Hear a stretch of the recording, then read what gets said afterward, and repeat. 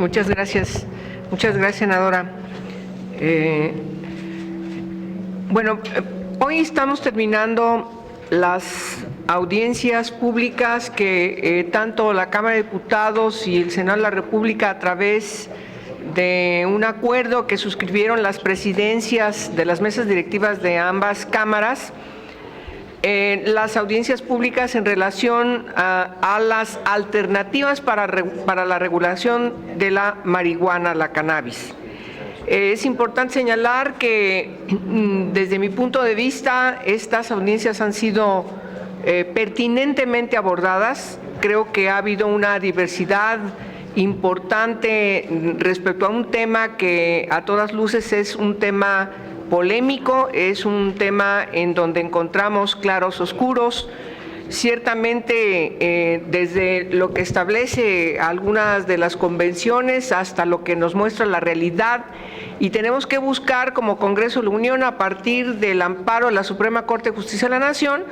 pues las decisiones parlamentarias y legislativas a las que estamos obligados y quedan claramente plasmadas justamente en los enunciados de este amparo. De tal forma que el Congreso de la Unión no puede eludir el tema, no puede eludir su responsabilidad, porque estamos hablando de otra cosa a partir de las propias dinámicas de lucha que han dado diversos padres y madres para obtener medicina de derivados de esta planta, pero también a partir, insisto, de lo que decidió la Suprema Corte de Justicia de la Nación y que abre un camino hacia los amparos. Y por el otro lado, estamos ahora ventilando un problema gravísimo a partir de la prohibición. No habíamos tenido las condiciones mayormente óptimas, no que no se haya discutido antes, pero creo que ahora estamos en ambas cámaras creando un terreno fértil de discusión abierto, no podría serlo de otra manera si no es abierto, con toda la claridad y con toda la experticia y la información que diversos expertas y expertos nos han planteado en estas audiencias, para saber con puntualidad, en primer lugar, dónde estamos frente a una aseveración y por el otro lado, frente a mitos. Eso es muy importante. Hay una serie de temas que no se tocaron propiamente en estos foros, quizás algunas referencias más bien paralelas, pero que en las discusiones de las comisiones del Congreso de la Unión sí tenemos que tocar. Y tiene que ver con los estragos de la criminalización por el uso de marihuana. Me refiero ya de manera particular el análisis puntual de los resultados de la criminalización. Es decir, cuántas personas se encuentran en los centros de privación de libertad, dirimir efectivamente cuáles son por esta droga o son por las otras, las condiciones en las que se encuentran ahí, es decir, los resultados terribles de la violencia, pero de manera mucho más puntual de la criminalización. Y por lo tanto también entraremos seguramente a una segunda etapa de propuestas legislativas de los grupos parlamentarios, de distintas senadoras, senadores, diputadas, diputados, que seguramente a partir de estas audiencias que hoy terminan, van a presentar en sus respectivas cámaras para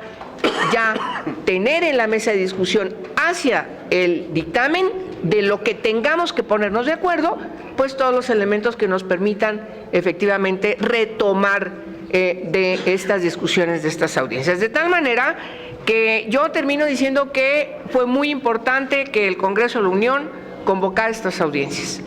que es muy importante señalar que seguramente ya en lo concreto a lo mejor convocaríamos a reuniones de trabajo de manera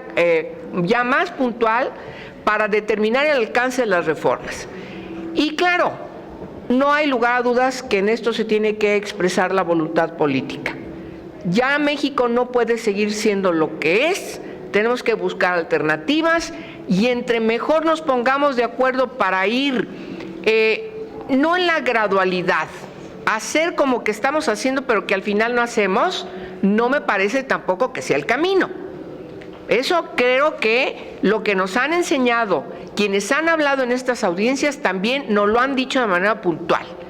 Y entonces yo celebro la amplitud de estas audiencias, pero también celebraría mucho más la recepción de parte de todas las senadoras, senadores, de los diputados, diputadas, todos los grupos parlamentarios, para que no caminemos en algo que pareciera como que es y entramos otra vez a los eufemismos que finalmente nos llevan otra vez al camino de la simulación y de los mitos. Y no vamos a resolver el problema.